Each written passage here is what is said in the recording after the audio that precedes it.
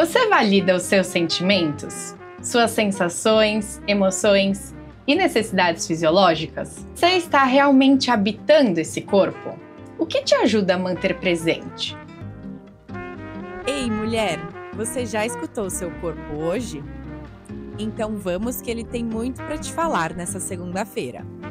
Pegue os seus talheres e vamos para mais um almoço em conjunto. Nesse episódio, vamos conversar sobre reconstruir essa intimidade com o corpo e sobre como escutar o próprio corpo é um gesto de autonomia, de cuidado e de reconexão com o que é vivo em nós. E para falar sobre esse tema, eu tenho uma convidada muito especial, que é uma amiga de longa data, a Luísa, que além de ser uma das minhas melhores amigas da vida e me acompanhou em toda essa trajetória de vida mesmo, ela é uma psicóloga, pós-graduada em psicanálise e traz muitos estudos sobre sexualidade e trauma atualmente, né, Lu? Sim. E o maior símbolo de tudo que a gente vai falar hoje é que quando eu estava apresentando a convidada de hoje, eu comecei a chorar. E eu tô emocionada porque a convidada de hoje, além de ser uma psicóloga que eu super confio e que eu admiro muito o trabalho, é uma das minhas melhores amigas de infância. Então tá tendo um significado muito grande ter aquilo. Obrigada por me acompanhar por tantos anos e por estar aqui hoje. Tá sendo muito especial mesmo. E, Lu, queria te pedir para você se apresentar para as pessoas que estão escutando a gente. Enfim, contar um pouquinho da sua trajetória também. Tá bom. Queria te agradecer muito. Para mim é uma grande honra estar aqui. Eu também estou emocionada. E eu acho que é justamente sobre isso o nosso papo hoje. Sobre honrar o que a gente sente e poder habitar mesmo todas essas sensações. Essa oportunidade que o corpo nos dá de sentir coisas e poder olhar para elas. E quão bizarro, né, Lu? Porque eu tava falando sobre isso e ao mesmo tempo eu não queria deixar o episódio começar comigo chorando, porque é como se não pudesse Sim. chorar, né, no nosso mundo. Você tem que estar num lugar de profissional, perfeita, e não exato. é. Eu acho que é um lugar de se humanizar mesmo. Somos seres humanos que se emocionam e a gente está justamente trabalhando com saúde, né, Rê? Eu acho que é justamente isso, normalizar o que passa por nós. Isso é realmente um grande ato de saúde. Bom, obrigada por estar aqui. Eu também estou bastante emocionada, tenho certeza que vai ser uma conversa muito linda e profunda. Eu sou Luísa, sou psicóloga clínica, como a Rê falou, eu tenho estudos com psicanálise, com traumatologia, sexualidade e estudo com emoções, na verdade. É isso que eu tenho feito e a gente está aqui para conversar muito sobre como isso chega no corpo, como escutar e esse reconhecimento mesmo de que é uma construção e que talvez habitar o corpo seja a nossa maior tarefa ao longo da vida toda. É algo que é construído. Assim, quando a gente nasce, a gente não está completamente constituído e não compreende o nosso corpo como um corpo. Tem o outro que nos traz isso, né? Tem o pai ou a mãe ou outros cuidadores primários que vão emprestando a voz, a palavra, o toque, e criando esse contorno no nosso corpo.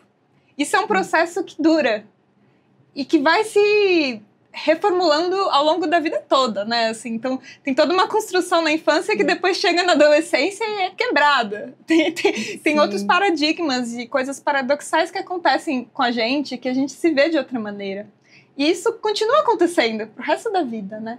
E, enfim, acho que eu queria te escutar um pouco sobre isso, Rê, porque você trabalha muito com o corpo e com essas mudanças corporais também. Sei que você atende adolescentes. Agora eu fiquei até curiosa pra gente conversar sobre esse momento, assim, que é também, assim, que é se reconectar com o corpo que você tá reaprendendo a estar, com muitas mudanças. E, bom, isso pro resto da vida, né?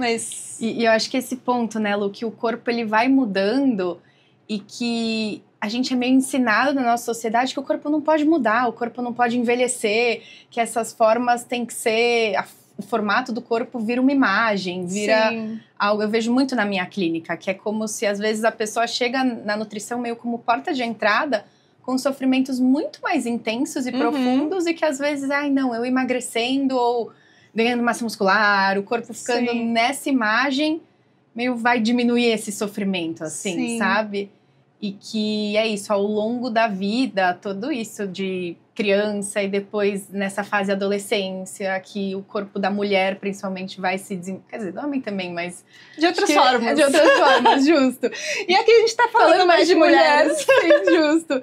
Mas pensando na mulher, então, né, toda essa parte sexual mesmo, né, de tendo mais peito, mais bunda, e como até a menstruação, como tudo isso vai trazendo um desenvolvimento, mas que também vem com muita carga e responsabilidade, medos e inseguranças e o que isso significa.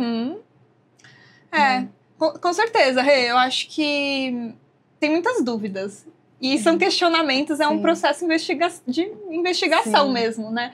E eu acho que tem alguns momentos da vida que, de fato, as mudanças são realmente muito bruscas. E eu considero que é um momento de que, se antes a gente também aprendia com o outro, também mas tem uma quebra com os pais, né, em algum momento. E aí, com quem você se espelha são os seus iguais. Então, são outros amigos ou amigas, pessoas um pouquinho mais velhas. E o que acontece é que, muitas vezes, entra num processo de muita performance e de competição, de um monte de coisa aí, né, que nem sempre... Isso faz parte. Mas como é que a gente pode apoiar jovens e adolescentes a olhar para isso de uma forma mais segura possível? Ou seja, como estar seguro no próprio corpo. Como conseguir resgatar essa confiança no próprio corpo. De que você tem autonomia para decidir o que você quer fazer, como fazer, de que o seu corpo é seu. E eu acho que esse ponto, né, Lu, quando a menina, vamos focar em mulher, mas tá nesse momento, rompendo o laço com esses pais, criando esses limites, entendendo quem é ela, que ela não é os pais, todo esse momento intenso que é crescer, né, e difícil. E aí ela tá no ambiente que esse corpo tá mudando e que vem mais pressões e que a gente vive nesse mundo com pressões estéticas, e aí vem as comparações. E aí vem a valorização do corpo, ou o corpo magro, ou o corpo com mais curvas. E aí, claro, tudo isso que você falou, da competição E aí eu acho que esse que é o ponto. Quando a menina, nesse momento, vai numa profissional e que fala... E aí ela tá com essa dor, que ela não sabe muito bem o que é, e fala, não, se eu emagrecer... meio achando que é uma dor meio do formato do corpo, por exemplo. E aí, muitas vezes, se às vezes, inserido para ela uma dieta, de a partir de agora você tem que fazer isso, você tem que comer isso, esse é o certo, vai só afastando ela, que o formato do corpo dela é errado, a fome dela é errada, porque ela tem que seguir o que a profissional falou, que é o certo. Então, que a gente começa enfim, que eu acho que é muito o momento que a maior parte das meninas vai desenvolvendo transtornos alimentares, ou comer transtornados, ou sofrimentos com o corpo, que começa, claro, tem outros casos, mas que a maior parte começa um pouco nessa idade, assim, né? Nossa, total, Rê. E eu acho que existe algo muito de, tipo... tentar resolver. Então, eu tô com essa questão, então talvez muitos profissionais o que eles vão fazer, então tá bom, essa dieta faz isso, vai resolver. Isso não vai resolver. Não. Porque, na verdade, a questão, ela tá só nos dando pistas sobre algo mais profundo que precisa ser, tipo, trabalhado, olhado, aprofundado. E às vezes realmente é uma grande oportunidade para olhar para muitas questões, assim, de autoestima, de como é a sua relação, enfim, com os seus pais, com a sua mãe. Como é a sua relação com a escola, como era quando você era pequena, e como... que acontecia no seu corpo? Exato. Assim, porque isso marca. Exato. O corpo traz marcas, né? E que é isso, né, Lu? Quando é um bebê, o bebê tá com fome, ele chora. Sim. Você dá o peito, o leite pro bebê, quando ele tá satisfeito, ele para de mamar. Ele tá totalmente conectado com esse corpo. E que aí, ao longo da vida, principalmente meninas que fazem muita dieta, ou então, não uma dieta do papel em si, mas que começa a receber muitas regras do que pode comer, o que não pode. Pra pertencer, né? Exato, e aí pertence ao grupo. Ah, não, se estão fazendo, sei lá, desafio de sei lá quantos dias pra ter o corpo desse jeito. Sim. Você começa a fazer parte do grupo também, né? Sim. Então Mas é o que você estava falando também, e o que eu trago também, que a minha clínica é muito uma porta de entrada para sofrimentos muito mais profundos e que a maior parte da nutrição tradicional é meio problema-solução. Então, é o problema com o corpo, então vai emagrecer, quer ganhar massa muscular. E na verdade não, a gente tem que ir cavocando e fazer esse trabalho em conjunto com psicólogas, em alguns casos psiquiatras também, para ir tendo essa rede para pessoas questionar será que é isso? É só mudar o corpo que resolveria tudo mesmo, assim, né? Faz sentido isso? Faz muito. E eu acho que, de fato, a resposta é não. Exato. Não. Porque eu tenho muitas pacientes que às vezes chegam e falam, não, é porque eu tô muito insatisfeita com o meu corpo e vem uma dor muito grande por conta dessa questão corporal. E aí fala, não, mas a minha época que o corpo estava mais bonito era com tantos anos. E aí eu pergunto, tá, mas naquela fase, você estava gostando do seu corpo? Você estava satisfeita? Sim. E a resposta é não. Porque nunca tá tudo bem, né? Nunca tá tudo bem. E no fundo, o que a dor precisa? A dor, não existe isso de resolver. A dor precisa ser escutada e ser acompanhada. Quando a gente escuta alguma dor, algum trauma, ou qualquer sensação, na verdade, inclusive a alegria ou a tristeza ou o medo, o que acontece? Ela se movimenta. Porque ela recebeu a atenção, ela tá sendo nomeada, ela tá sendo acompanhada. Não necessariamente você precisa querer já resolver tudo.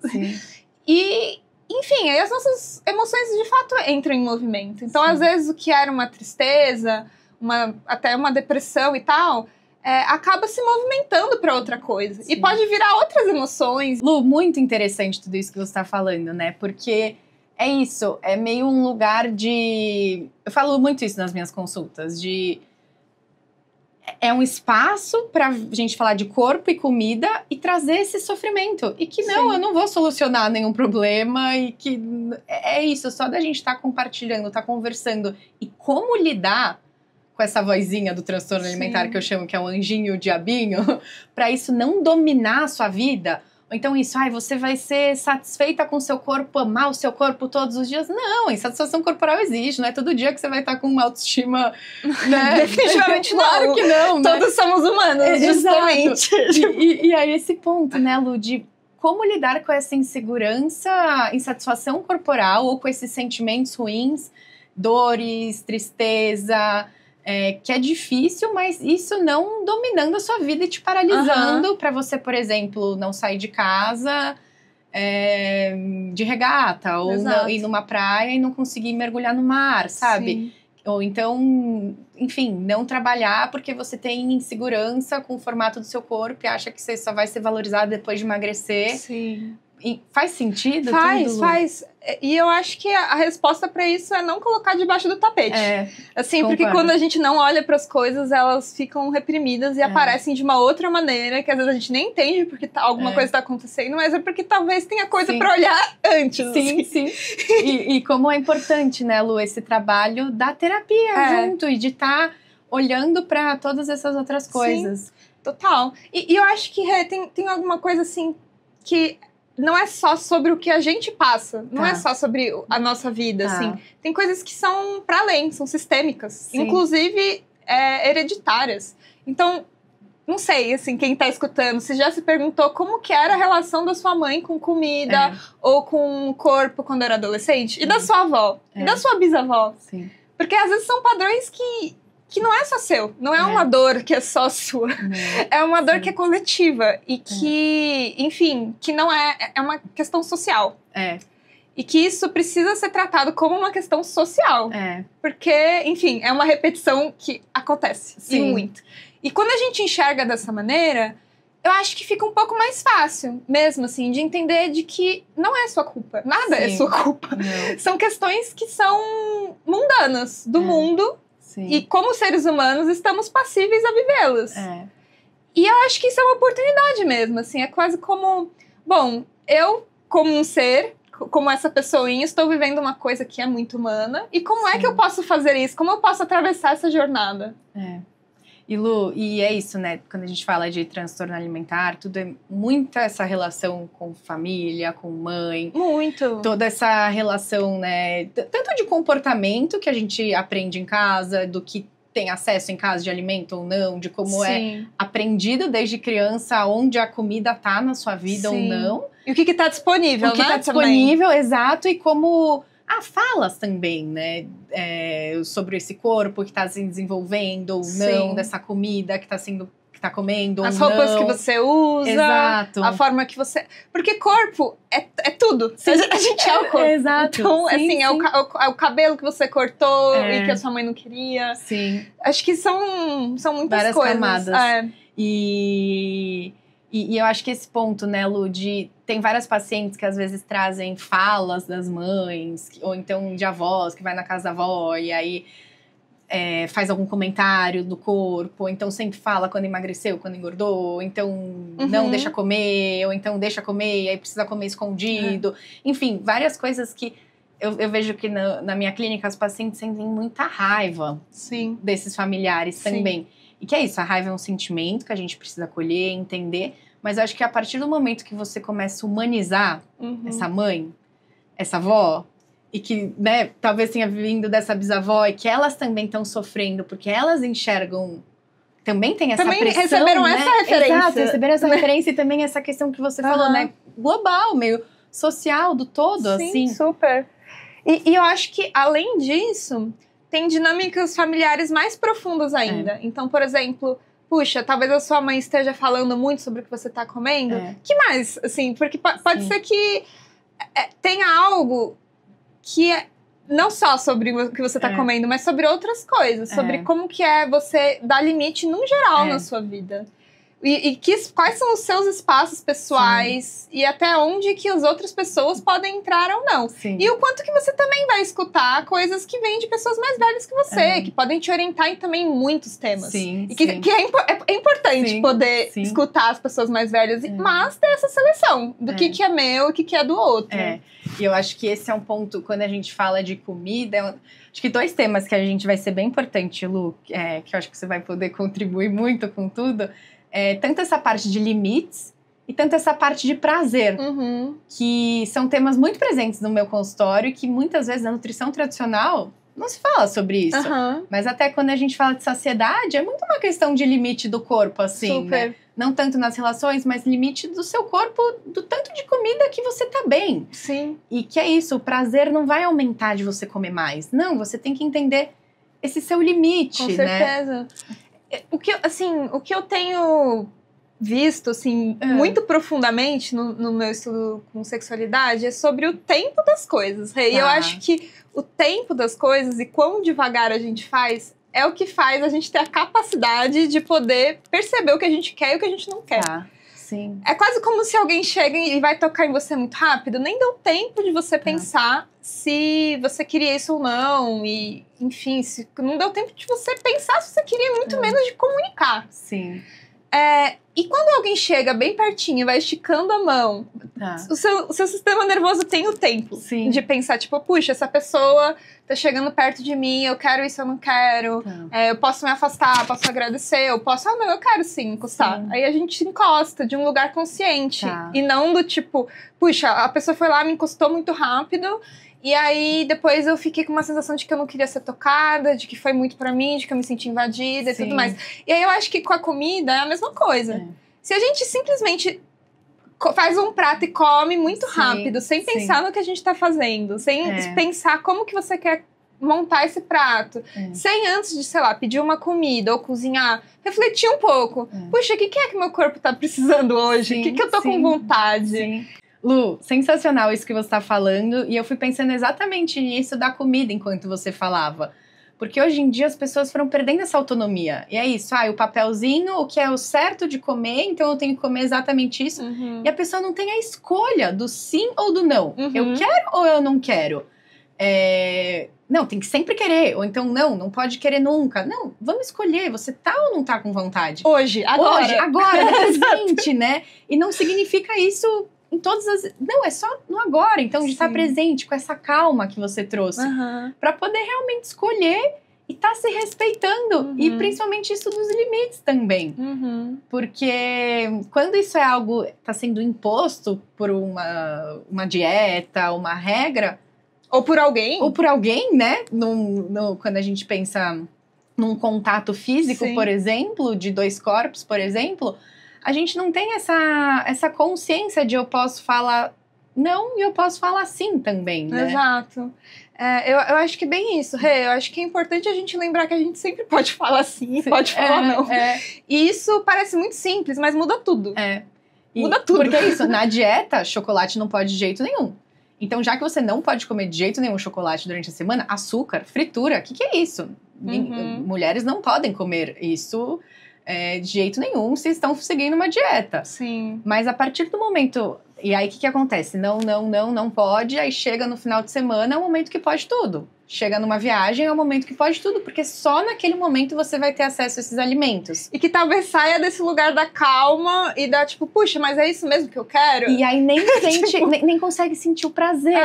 Porque, e até, assim, você vai entender mais do que eu, mas no nosso cérebro tem uma parte, né, que sente o prazer, tudo isso, e essa outra parte mais racional. Quando a gente tá comendo um alimento, o que faz a gente parar de comer um alimento? Ou quando você não aguenta mais e tá quase voltando a comida, assim, de tanto que você comeu, tá super estufada. Ou quando acaba o alimento, ou quando você sente prazer. Então, quando você fala, nossa, que delícia, tava muito gostoso, já senti todo esse prazer.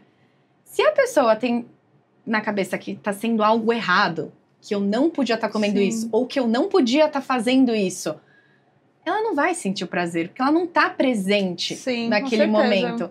Então, a tendência de ter uma compulsão, um exagero, tudo isso, fica muito maior. Faz sentido? Sim, faz muito sentido, Rê.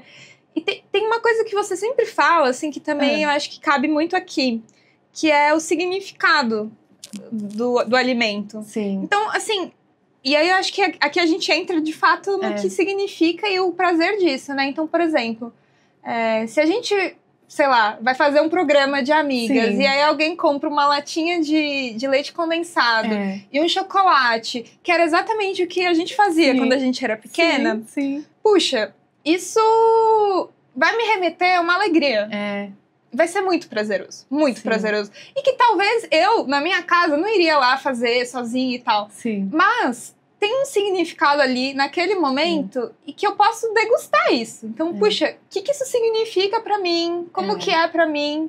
E não de um lugar de errado, puxa, tô comendo um brigadeiro. Tipo, não desse lugar, mas de um lugar do tipo, puxa, isso significa um lugar de companheirismo pra mim, sabe assim? E é louco, porque cada um vai ter uma referência do que cada comida significa, com quem, em que momento.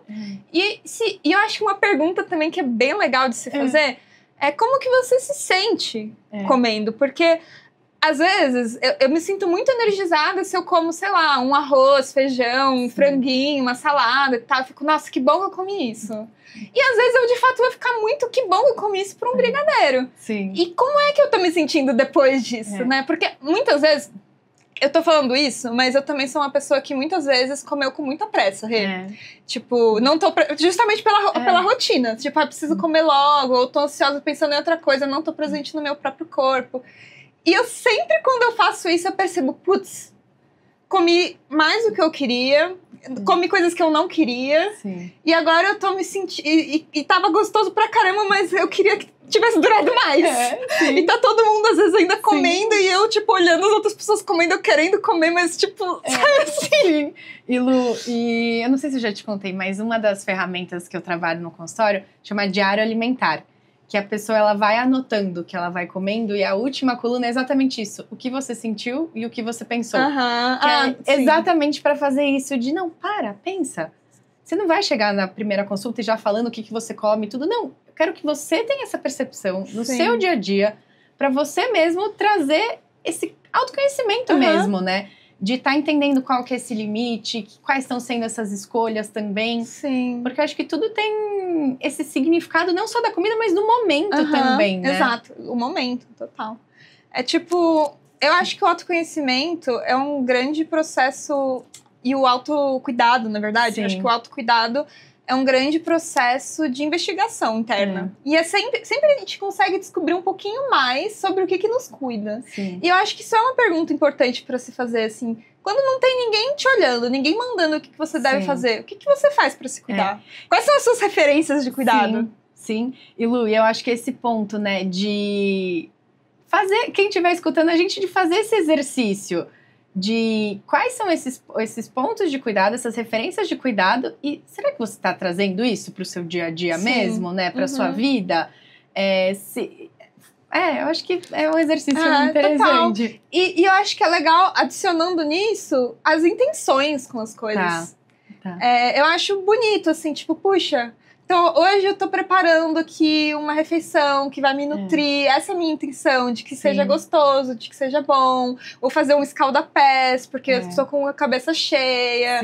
Tipo, vou parar e prestar um pouco atenção e só acompanhar o que eu tô sentindo. Puxa, eu tô triste. Tá bom. Tudo bem, normal, sabe assim? E eu acho que esse ponto, né, de normalizar e poder sentir as emoções, as sensações, os sentimentos, porque era o que a gente tava falando no começo. Quando você não sente e dá esse tempo de digerir e de entender, vai sair, essa sujeira vai sair pro outro lado, assim. Então pode ser que você coma mais, meio como um band-aid, pode ser que, né, essa emoção precisa ser sentida para muitas vezes não ser essa dor ir para outro aspecto da vida, né? Sim, não descontar no próprio corpo, não punir o seu corpo, porque você tá com uma emoção que você não tá escutando, né? Assim, acho que tem outras formas de movimentar isso. Sim.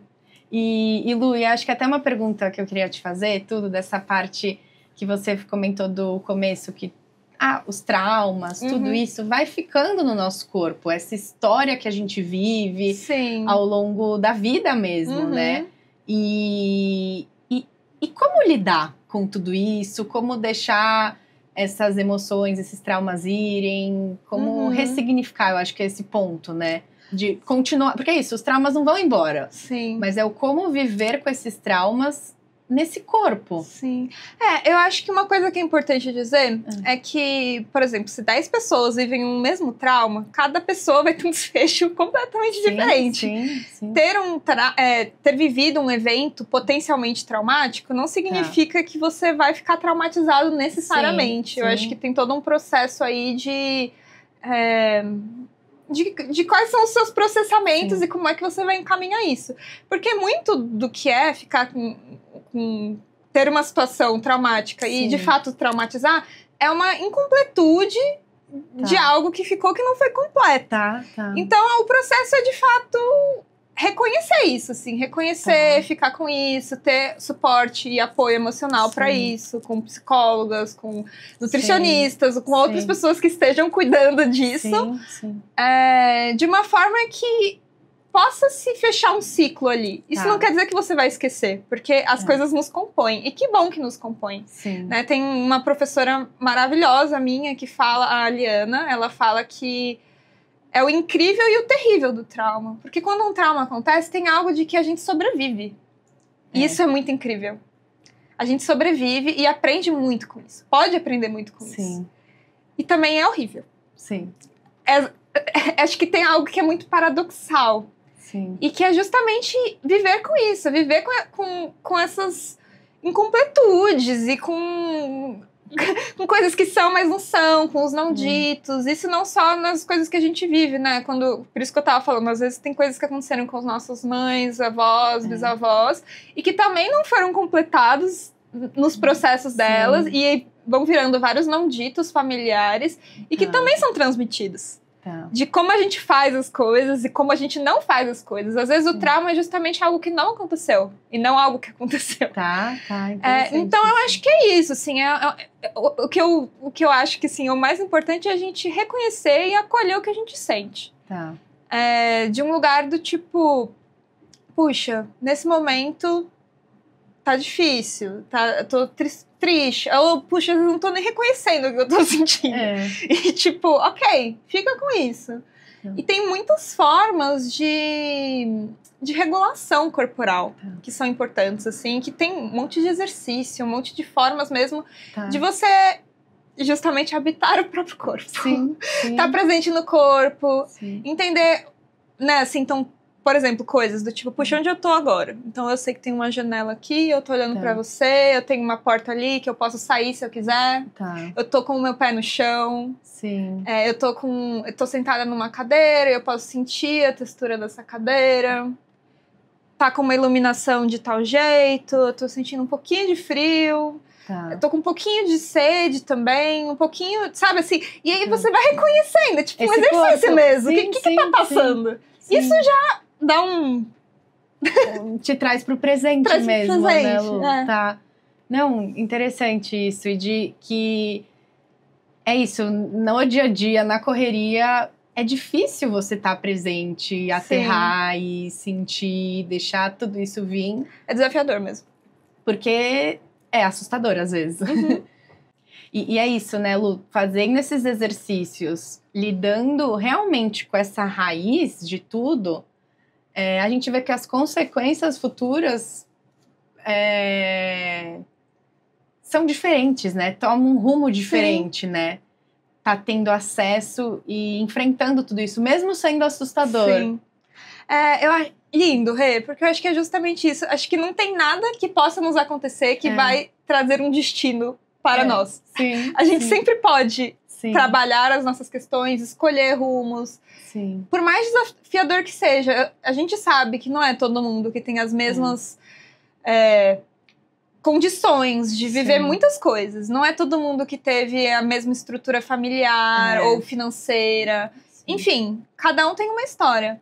Mas a gente não tem nada que é determinante, né? Assim, eu acho que é sempre esse processo de você poder olhar para sua história, honrar a sua história e viver a partir disso. Sim. Habitando o seu corpo. Assim, reconhecendo que seu corpo estava com você desde a sua concepção e vai ficar com você até o seu último dia. Assim. Ele é importante. E eu acho que Lu tá trazendo tudo isso do corpo como algo funcional e meio como essa carcaça de viver, né? Coisas boas, coisas ruins, de sentir emoções, de sentir prazer, enfim, de estar... E que é isso, esse corpo, para ele funcionar, a comida é essa energia para ele funcionar. Então, certeza. Como a comida tá muito ligado com tudo isso também, né? Com certeza. Assim, é muito importante. É muito importante e é o que nos move. Tipo, e é algo desde o início, né? Assim, desde que quando estamos na barriga, isso já acontece. É o que faz a gente crescer, é o que faz a gente sair de célulazinhas, um amontoado de células e virar um ser humano. Isso é muito bonito. Sim. E a gente vai crescendo. Tipo, é muito bonito. Acho que às vezes a gente perde o significado disso, assim, mas nossa, é muito bonito. Sim. E Lu, de estar entendendo, né, quando, sei lá, a gente vai estudar biologia, fisiologia e começa a entender esse corpo como um todo, todos esses mecanismos que ele faz e que... Os órgãos. Exato. E as veias, o sangue passando. É muito legal. E que a gente começa a perceber que a comida é algo que vai fazer tudo isso funcionar. Com certeza. E quando vira algo de uma regra, do que não pode comer, do que pode, vai só se desconectando de tudo isso, né? Eu penso muito isso do corpo todo funcionando em exercício físico, em movimento, assim, sabe? De como tudo vai se encaixando e trabalhando em conjunto com um movimento em comum, assim, com certeza. Sabe? E era o que era pra gente estar fazendo, né? Todos os bichos e todos os animais se movimentam. Talvez a gente seja os que menos se movimentam hoje em dia, mas a necessidade era que, tipo, enquanto nômades, tipo, nos primórdios da humanidade, os seres humanos andavam 20 quilômetros, 30 quilômetros por dia. Sim. Tipo assim, isso é algo que tá na nossa composição genética, assim, tipo... E como com o passar dos anos, a gente vai se distanciando totalmente disso, Sim, total. Né? E Lu, e pensando nesse seu outro ramo de estudo, de sexualidade, eu acho que tem tudo a ver com o corpo E toda essa relação com símbolos e significados e tabus na nossa sociedade também, de que não é ensinado e não é falado, e até essa questão de limites também, né? Acho importante falar um pouquinho sobre isso. Tem muitos estudos possíveis e muitos caminhos possíveis que também vão para esse lugar assim, do tipo, como é pedir pelo que você quer? Isso quem traz muito é o consentimento somático. Assim. E como formular isso de uma forma que você possa ter exatamente o que você quer. E não uma coisa, tanto faz, vamos ver, vamos deixar rolar. É um convite para você realmente se perguntar o que seria o mais massa nesse momento? O que seria a coisa mais incrível que poderia acontecer? Isso, simplesmente se vai acontecer ou não, é outra história. É muito mais sobre você reconhecer e conseguir bancar e aprender a pedir e a comunicar isso. E aí eu acho que, falando nesse campo de alimentação, também é assim, puxa, como é... Que eu acho que as coisas, elas sempre... Quando a gente fala de desejo, é desejo sobre tudo. Então tem, né, sobre o toque, é uma parte mais de fato sobre sexualidade, e tem sobre a sua alimentação, ou como você vai cuidar do seu corpo, ou como você quer ser cuidado. Então, como você vai pedir isso? Puxa, eu gostaria de uma alimentação assim, assim, assim. Será que eu posso pedir alguma coisa para alguém? Ou para alguém me acompanhar? Ou para alguém ir comigo fazer tal coisa? Como que eu posso ser cuidada a partir de um pedido que é meu? E Lu, e até pensando nisso das relações, dos limites, né, que a gente estava falando, que é entender o que é o outro, que é você, o que o outro quer, o que você quer, os limites das relações também, é o que a gente estava falando, familiares ou de grupo, aquilo é o outro, aquilo sou eu. Entender esses limites e comunicar esses limites também, né? É muito importante tudo isso. É muito importante e é muito difícil, assim. Eu acho que os vínculos, de fato, são talvez onde a gente se... Bom, foi o que a gente estava falando, né? É como o nosso corpo ele é construído a partir de um vínculo. Mas também é o que mais nos movimenta e o que mais pode também nos desintegrar. Então, como é que a partir desse contato com o outro, com esse vínculo, a gente pode cuidar de si mesmo e cuidar do outro. Quando o outro quer também. Quando o outro tá pedindo por isso. Porque a gente não pode projetar o que o outro precisa ou o que o outro quer. E eu acho que justamente é isso que eu tava te falando sobre esse estudo. De que também poder confiar na autorresponsabilidade do outro e não querer salvar o outro.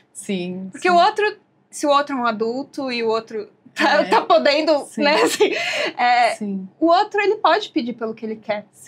E é importante a gente confiar nisso. E eu acho que é aí que entra o maior processo de confiança em uma relação.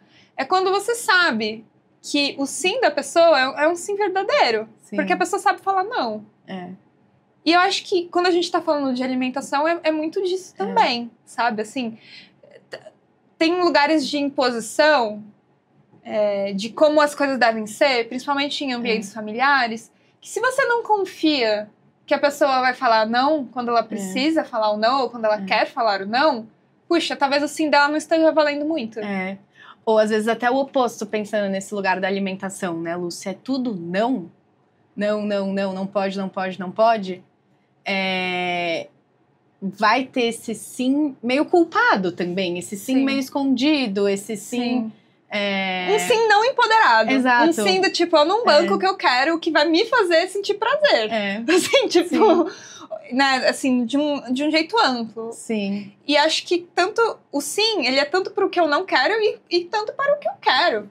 É tipo, essa postura de dizer sim, sabe? Assim, tem existe um sim para o não também. Eu acho que tem algo também sobre uma sensibilização mesmo, assim.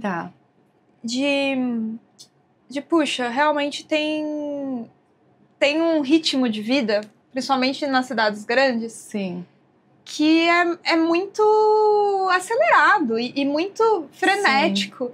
E que muitas vezes a gente não tá nem sentindo as coisas. E passa meio desapercebido, não tá, tipo, puxa, não tô nem me emocionando mais.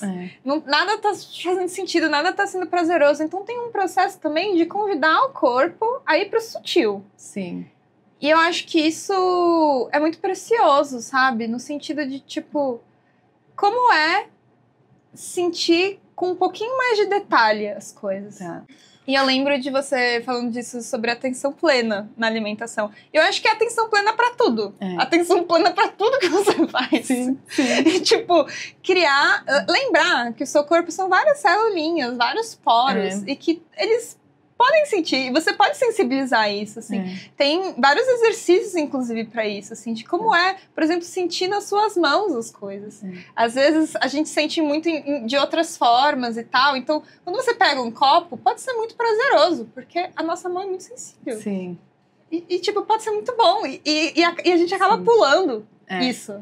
Pula muitas etapas pra chegar onde quer chegar. Um exercício, Lu, de meditação do chocolate, que é meio isso, de você, antes de comer o alimento, você tem que olhar, você tem que cheirar, você tem que sentir, tocar.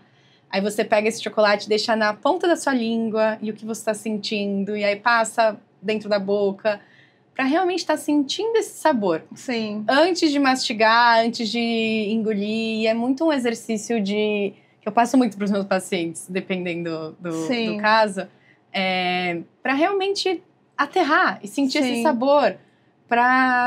Porque hoje em dia não tem muito isso no dia a dia, né? Não tem mesmo. E eu acho muito legal, Rê, muito mesmo. E eu acho que quando você diz isso, acho que é só importante a gente lembrar de que tá tudo bem não conseguir fazer isso ou não conseguir fazer isso todas as vezes. Eu acho que é mais de um lugar assim de tipo, puxa, experimenta fazer isso.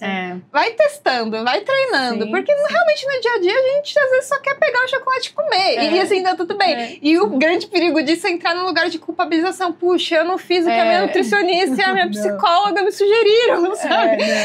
E aí entra num processo mais profundo de culpa. E que tudo bem, às vezes é uma oportunidade pra você olhar pra sua culpa. Pra você olhar para as coisas que você tá sentindo a partir disso, né?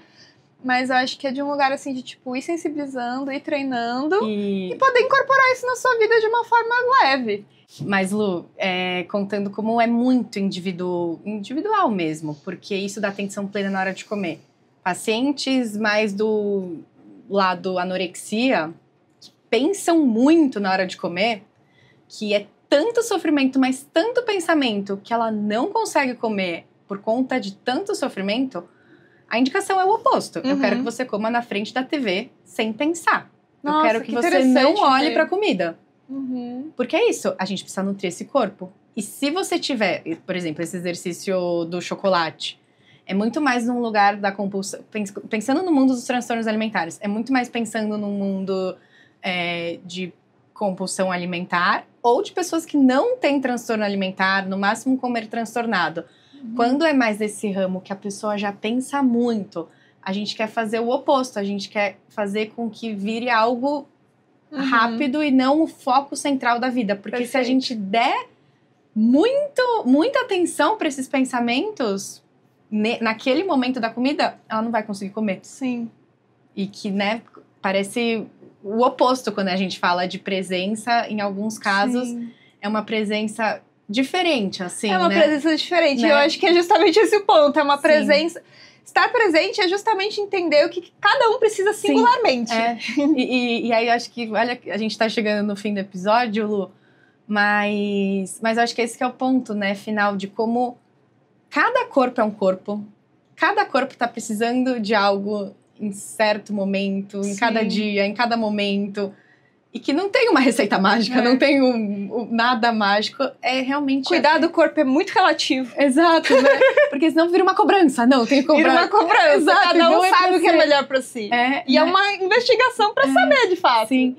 Mas, e Lu, pensando que a gente tá no fim do episódio, queria que você falasse um pouquinho, só pra finalizar, assim, meio... Uma pessoa que tá escutando a gente e se identificou e percebeu que tá muito distante desse corpo, que não tá tendo tempo no dia a dia para escutar esse corpo. O que você falaria para essa pessoa? Ou como dar esses primeiros passos para sentir essas emoções, para deixar esses traumas do corpo aparecerem? Como empoderar também essa voz dessas escolhas, enfim. Eu sinto que é um lugar de ter muita empatia consigo mesmo. E, de fato, tomar como uma investigação de vida, como uma tarefa ao longo da vida de se conectar, de saber o que você precisa. Ninguém vai te dizer o que você precisa e não deveria dizer, porque não eu acho que realmente cada um precisa de uma coisa. E é um processo muito bonito de se percebendo mesmo, assim, puxa, o que é que me faz bem? O que é que não me faz bem? Quando eu faço tal coisa, o que acontece comigo depois? Eu acho que isso é uma investigação, não é de um dia pro outro. Assim, realmente não é. Às vezes demanda, tipo, a vida toda. E não pode ter pressa, né? Eu acho que, de fato, a pressa nesse sentido não é uma grande amiga. Mas eu acho que realmente é um convite pra... De vez em quando. Então, antes, por exemplo, da gente conversar, a gente fechou os olhos aqui... A gente respirou um pouquinho, a Rê tava gravando outras coisas e a gente falou, tá bom, vamos esperar um pouquinho, vamos voltar pra gente antes de entrar numa impulsividade de fazer as coisas. Então eu acho que assim, você tá no seu dia de trabalho, super correria, ou na escola, não sei se são pessoas mais novas que estão escutando. São mais velhas. São mais velhas, tá bom? Na faculdade, sei lá. Puxa, tá tudo bem você tirar 5 minutos, 10 minutos pra, tipo... Fechar os olhos, respirar um pouquinho, sair um pouquinho, ver o céu, tirar a meia, colocar o pé na terra, assim. E tomar isso como quase que um remédio pra você, assim, tipo, de um lugar assim, tipo, puxa, é uma pílula de saúde que eu tô fazendo pra mim agora. Eu vou falar alguma coisa em público, tá tudo bem você se sentir nervosa, se sentir aflita, com medo. Ok, acolhe isso, toma um tempinho, assim, pra de fato sentir todas essas coisas. Porque, de fato, os espaços se abrem. E aí tem mais espaço pra poder ser depois. Sim. Ai, Lu, lindo tudo isso. E aí eu sempre peço pros convidados indicarem algum livro. Pode ser algum livro que tenha relação com tudo que a gente conversou, ou não, ser um livro que você gostou e que é isso, é um momento de descansar e tá com um livro gostoso, de uma história legal, que, enfim, possa fazer que fez sentido na sua vida, que você goste, assim. Tem algum? Tem. Tem alguns. Deixa eu pensar.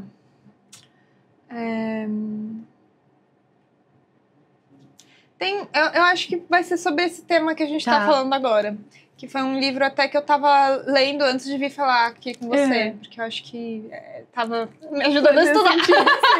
Sim. É um livro que chama Corpo, que é da coleção Psicanálise e Parentalidade. Então é pra quem tá a fim de estudar psicanálise, assim, na verdade.